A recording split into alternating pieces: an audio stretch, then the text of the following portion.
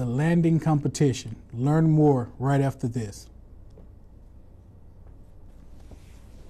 My college offers classes that meet my educational and career goals. With opportunities outside of the classroom. Where the faculty know me by name. My college can prepare me for my career. I can earn an associate's degree and transfer credits to a bachelor's. My college is a state college within the university system of Georgia. My college offers courses that fit my schedule. It's where excellence begins. We are. We are. We are. We are GHC, Georgia Highlands College.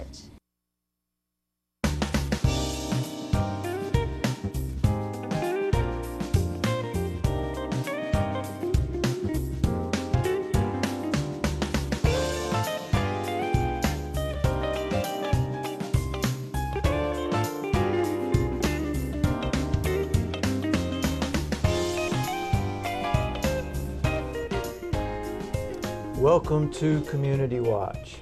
Greg, Doc, how you doing? fine, brother. Yourself? I'm all right.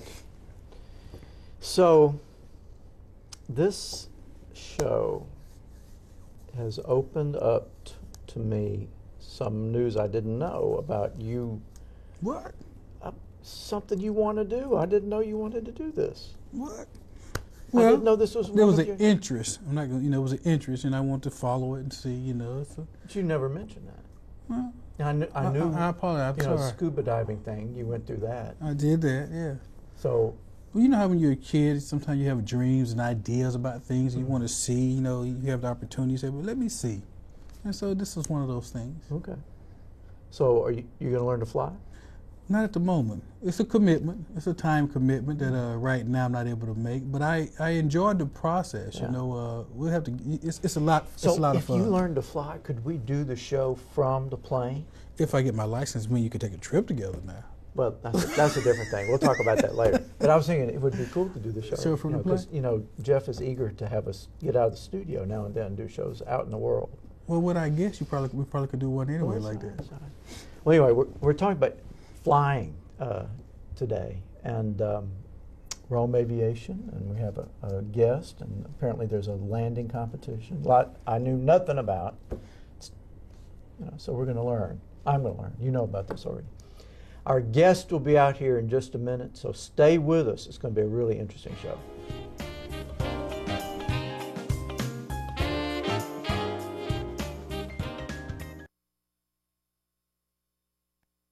If you're looking for a new pet that your family will cherish every day, consider adopting from a shelter.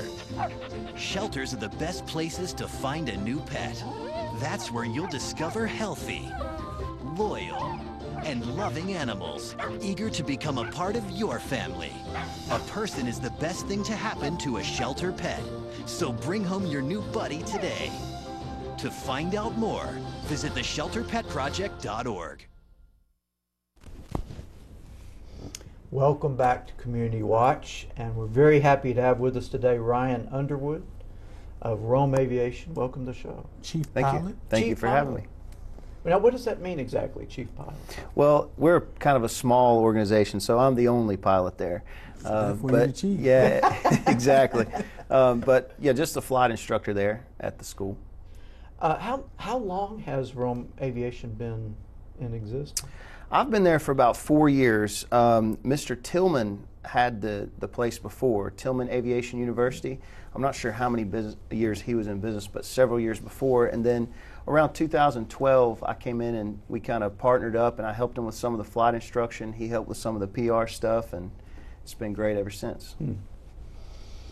So, I guess it's difficult to ask questions about something you know almost nothing about. But what can someone learn to do or be through your school? Well, we're a flight school. Primarily, most of our students come in and they're guys that they're businessmen or they want to travel for fun. They want to get their license, and by get your license, I mean to a point to where they can travel with themselves, family, friends, go to the beach for the weekend, come back.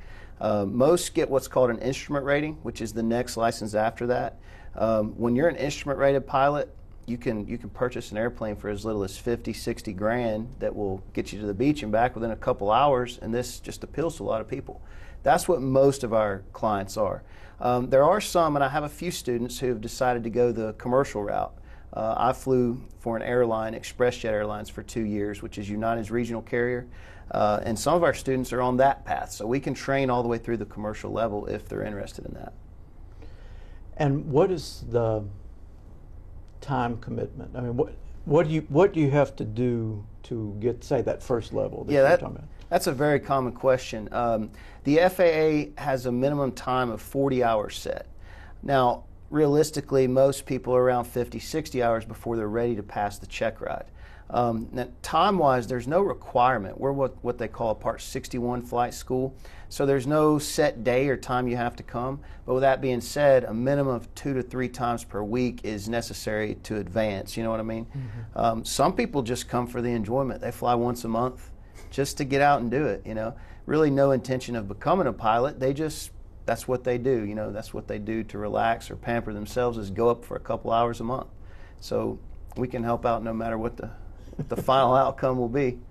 Now, one thing I thought was interesting that I didn't know originally, y'all have what an introductory flight? Yeah. So you could go out there, Doc. Yeah. Even though you don't want to be a pilot, you just say, okay, it'd be cool just to do it. And you go through, they have this introductory program, and you can go out, and Ryan can take you up and go around the city, go out to Carthage or whatever, and let you know, grab the stick, and let you, and it's not extremely expensive for that. I just don't know if people realize. Is that what you have done? Yes, I have. So what was it like? It's different. I mean, you up there, because I'm somewhat afraid of heights. I don't mind flying in big planes, but you up there, and then there is a certain level of freedom, because there's no clutter, there's no traffic, and the perspective is different. You really kind of have to learn to see from above, because you're so used to seeing everything kind of eye level. But it's just different. It's just a whole different feeling that you never experienced. Unlike driving, you've done it so often, but in a plane, things are kind of different, and it's just a whole different experience. But it's one I would recommend to anybody, to at least go out there and see if it's something you might, because you might do it and say, this is something I really want to do. So you should try it just on GP. Okay. I'm working for you, Ryan. I appreciate it. Yeah. The introductory lesson. People come and that are interested. They don't know what questions to ask, just like you said. So with the introductory flight, I take them up for a half an hour to an hour. I kind of read the person, see how they're feeling. I ask you halfway through the flight, how you doing, and then I schedule a little time afterwards to answer the questions that they have. Because throughout the flight, some questions come up. How much is this going to cost? How long does it take? How often do I have to be here? How can I pay? So we talk about that afterwards and kind of fill in all the gaps. And hopefully they leave with a lot better understanding of what they want to get out of it, what we can offer.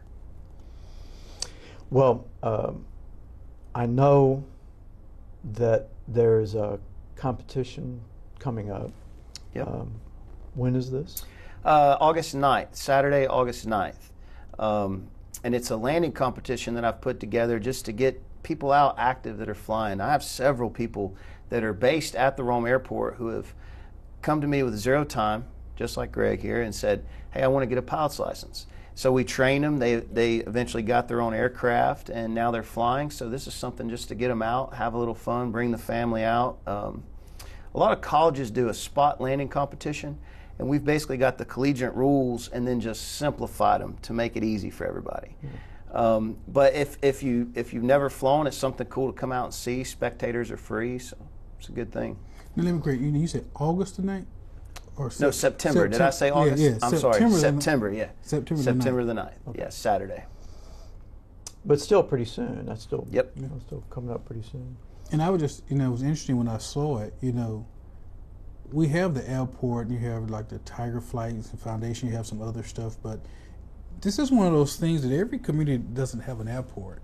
And I don't know if a lot of us take advantage of it, just going out there. Yeah. And I was just thinking, what a great way to kind of spend the day with your family, just watching these pilots try to, who can land the closest, just who can land the closest.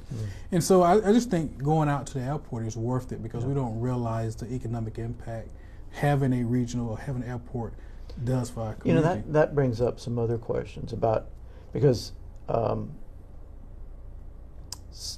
I guess I see the Cartersville I don't know if you can call it an airport, but it's, you know, landing strip or whatever it is. This airport. It is a pretty big one. I see it because you know, there's a highway that kind of runs right by, but you don't see the Rome Airport unless you're going it's kind of out off there. the road. It's kind of off the road. So how busy is that?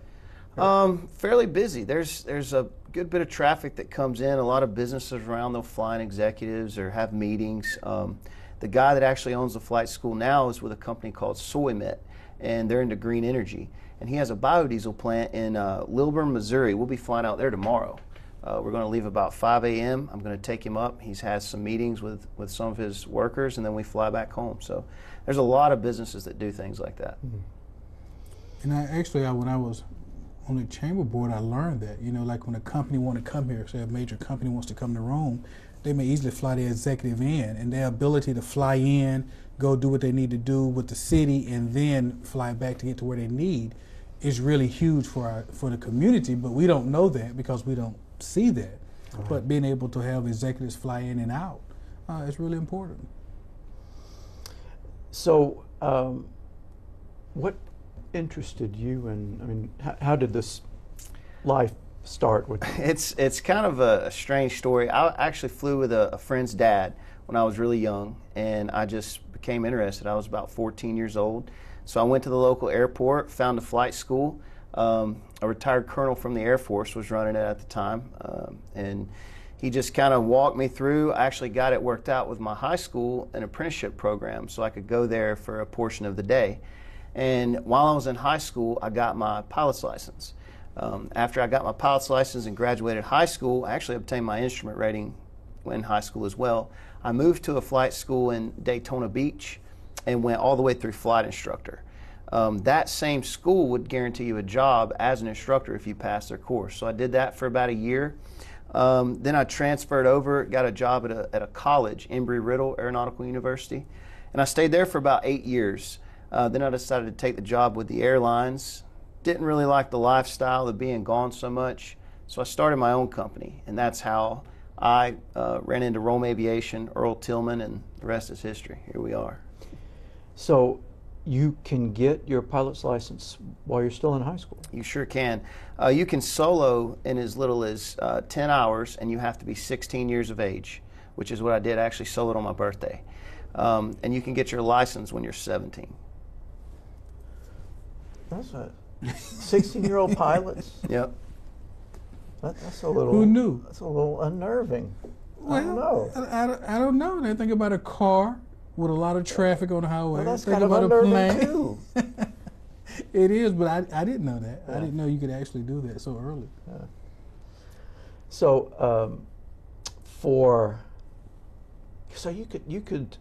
you could get a pilot's license and not have a driver's license. Yeah. I did that. I think there's some kind of stipulation that you have to be 16 years old in a day to get your driver's license, but it's just 16 years old, so it's kind of ironic. But yeah. Can't beat it by 24 hours. That's great. Well, I'm guessing that doesn't happen that often, but maybe it happens more than I realize. It does. It does happen pretty often. I would say in the last year, I've had about 5 students who have soloed on their birthday. Lots of times the newspaper will come out, it's something neat to write about, kind of positive, and they'll bring their family out to the hangar and have a little party afterwards, cut a cake, and of course I always cut their shirt tail off. Oh, is that a tradition? The old tradition comes from the pilots used to sit tandem seating. Let's see, how's this go? I think the student behind the instructor. So if he needed the instructor, he would pull on the instructor sat behind the student. That's how he'd get his attention with no headsets, pull on his shirt tail. So it's a symbol that he doesn't need the shirt tail anymore. He's soloed, ready to go on his own. That's cool. That's great. That's great. Now, Ron, I'm curious. So with the competition, and this is what year? This is our third year in a row doing this. And the first year, I had about 6 pilots. I think last year we had about 12. The word's getting out. Hopefully I'll have more this year. Hopefully it doubles again. But it's something that's really fun to do. It's not, a lot of people, when I tell them we're having a landing competition, most pilots say, well, I'm not good enough to do that. But that's not at all the case. If you think about it, my student pilots, the ones with the lowest flight time who have been practicing landings, often have the advantage over the 500-hour guy who maybe has 2 landings a month, you know. So it's something for everybody to do. And the spectators, if you want to bring family, friends, or even if you don't know a pilot, just come out, like you said, and see what we're about. Well, we need to take a break here. Lots more to come. Don't go away. We'll be right back.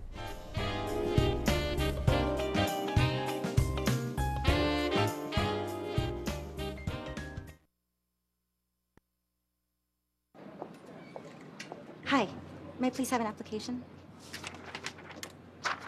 Thank you.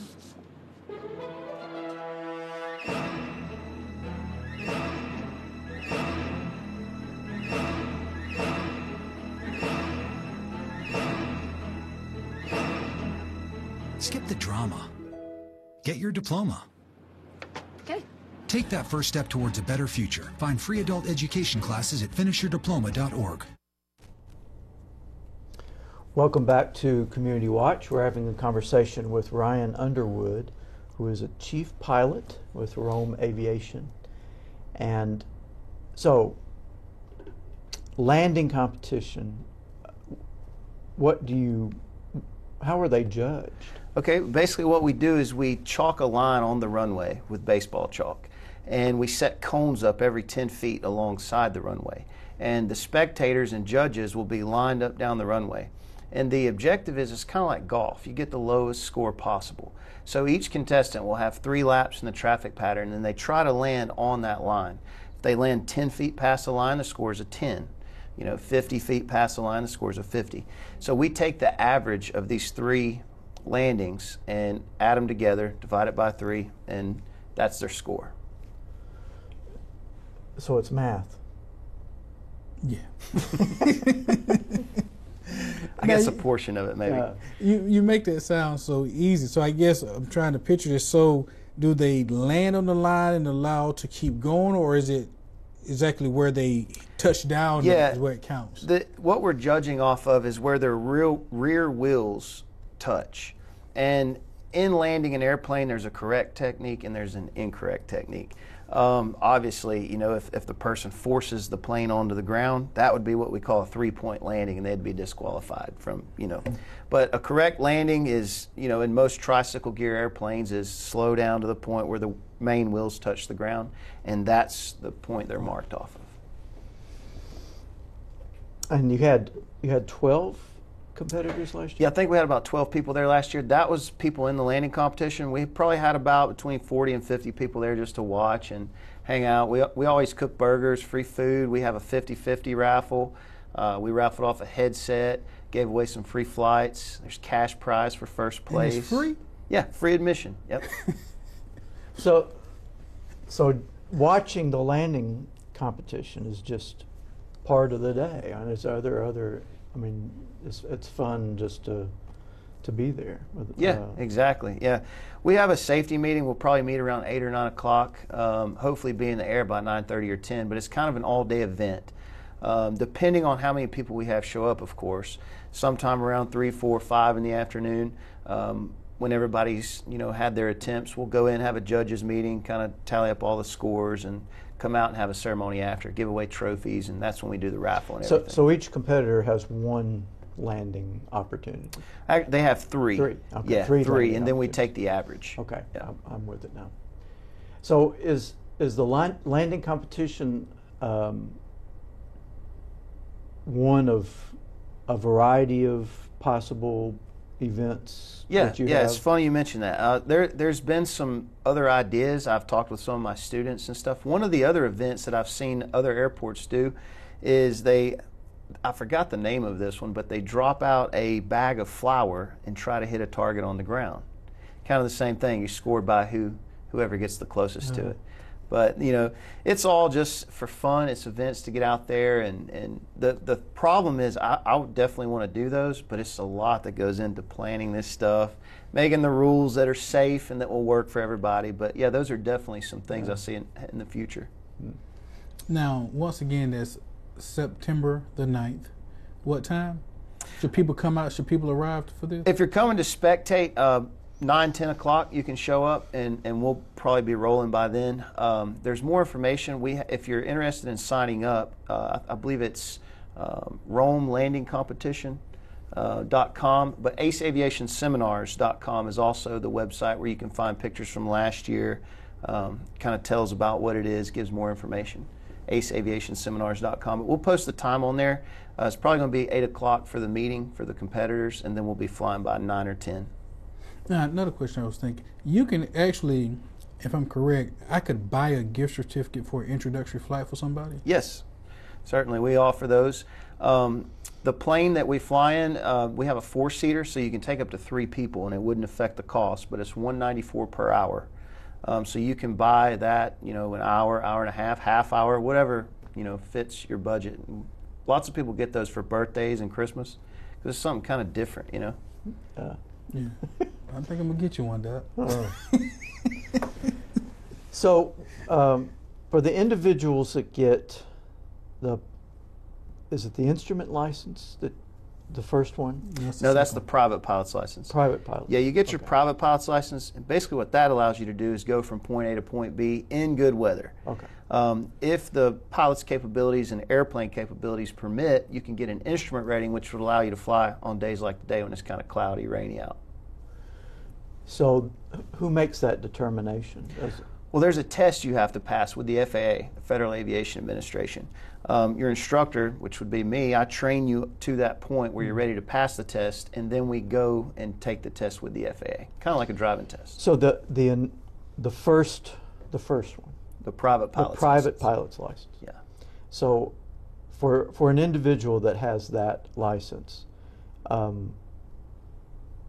who determines whether or not it's safe for that person to fly on any given day? That person, the pilot in command, yeah. The pilot, and that's what your training is for, and that's what your check route is for. They're evaluating if you're capable of making those kind of decisions, and if so, you get the license, and if not, then you go back to your instructor for more training. But yeah, it's ultimately the pilot. Now, I'm always there for my guys. I'm kind of like a mentor to these people throughout. So just because a guy has his license doesn't mean he can't call me, Right. I always try to be there for my students, and we're like a big club, like a big family out there at the airport. But yeah, ultimately it's the pilot who makes that call. And do most of the pilots at this level, do they own their own planes, or is it a rental kind of situation? Yeah, I've had both, and it's kind of 50-50, and that's one of the questions people ask in the very beginning. Should I buy my own aircraft and train in it, or should I just rent? And here's the thing, well, if you're renting, you're not beating up your own airplane when you're learning in it, but it does cost a little more, Some people decide to buy airplanes from day one, and I've had students that I help through the process, purchase an airplane, and then they're like, okay, teach me to fly it. So I see it both ways. Yeah. The advantage of that is once you are finished and you have your license, now you have a plane you can take trips in. And it's actually a lot more affordable than people think. I have one student, he bought a Cessna 172 for around $25,000. If you get, faster, bigger airplanes, of course, you're looking at more money, but for around 50 grand, for what a new pickup truck costs, you can buy an airplane, a dependable, good airplane that will get you from point A to point B, a lot faster than driving. And they keep those planes at the airport? Yes. Yeah, most people... Sort of like a marina. Yeah, it's a lot like a marina. Richard B. Russell Airport, they rent hangars monthly, so that's, some hangars are for sale. There's even flying communities. I don't know if you guys have ever heard of anything like that, but it's kind of like you open your garage door and pull out onto the runway instead of the street, So there are those all around. The possibilities are just endless with it.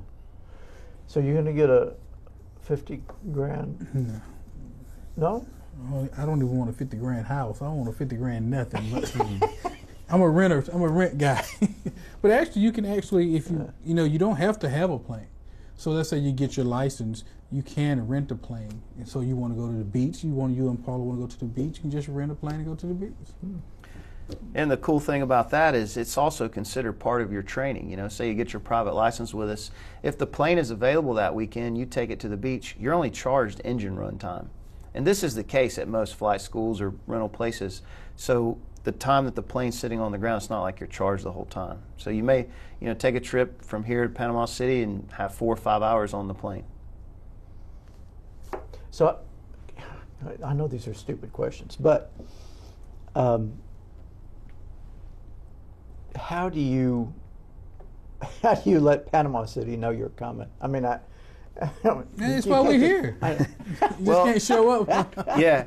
A lot of this stuff, you know, it's a lot of people ask these kind of questions, and the answer in some cases are so involved. But just simply put, you know, the National Airspace System, air traffic control, all these are things that you learn in your training. Panama City, for example, does in fact have a control tower, but many airports around, like the airport here at Rome, there is no control tower. So what you have is a CTAF, just a common traffic advisory frequency, a radio frequency that pilots talk on. Actually, though, per the regs, a radio is not even required as long as you don't go into any controlled airspace. So there's people flying around with no radios.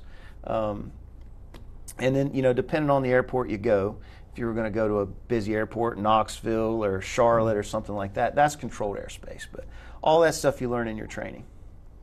Well, now see, I had no idea that you didn't have to use a radio. Yep. That's great. I think we're getting you closer and closer.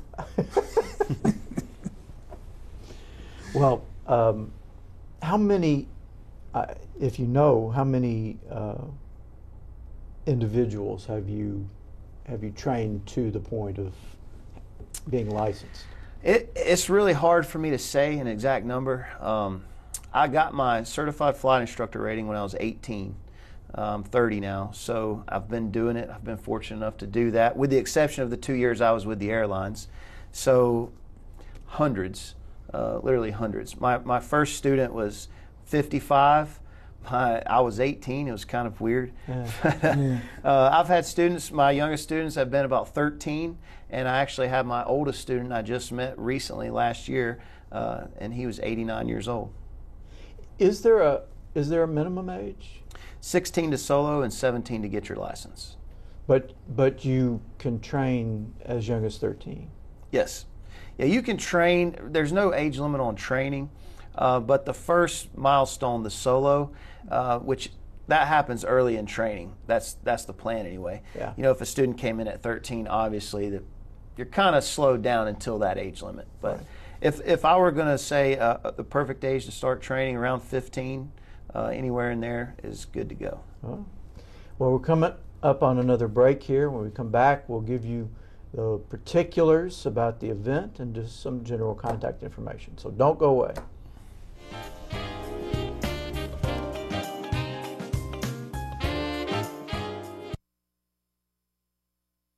My college offers classes that meet my educational and career goals. With opportunities outside of the classroom. Where the faculty know me by name. My college can prepare me for my career. I can earn an associate's degree and transfer credits to a bachelor's. My college is a state college within the University System of Georgia. My college offers courses that fit my schedule. It's where excellence begins.